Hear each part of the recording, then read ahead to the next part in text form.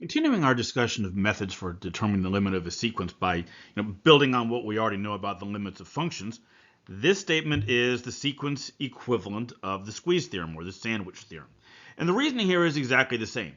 If one sequence is kind of squeezed or sandwiched between two others, then the theorem says that if both of the bounding sequences are approaching the same limit, then the squeezed sequence also approaches that limit.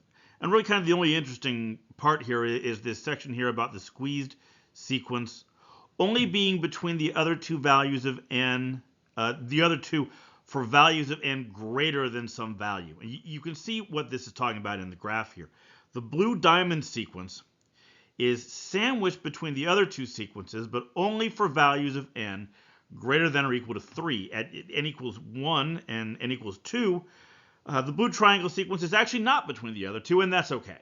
We're talking about the limit at infinity, so it's really only the right-hand part of the graph that we care about. The sequences can bounce around each other all they want for small values of n, as long as they settle down into this squeezed relationship for all values past a certain point. So let's take a look at an example and see how we can apply this theorem.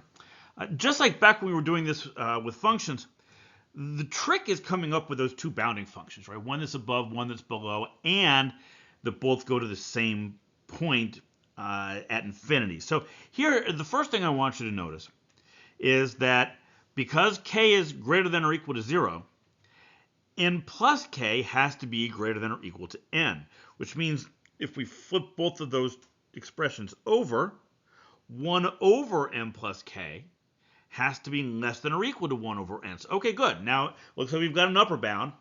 Well, how about a lower bound? Well, intuitively, looking at that thing, you should be pretty suspicious that it's going to end up going to 0, right? So that's our lower bound, right? 0 is less than or equal to 1 over n plus k, which is in turn less than or equal to 1 over n.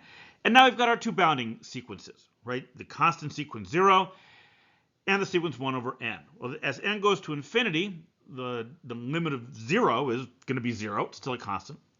And we've already seen that the limit as n goes to infinity of 1 over n is also equal to 0. So both of those sequences, the outer two, are going to the same place as n goes to infinity, and that forces the sequence in between them to also go to that place. So that's how we could apply the squeeze theorem, or the sandwich theorem if you prefer, to come up with this result. So I've got a couple of links here. The first one goes to the first in a series of a couple of examples of how we can use this theorem to find the limit of some sequences that might be a little challenging to find otherwise.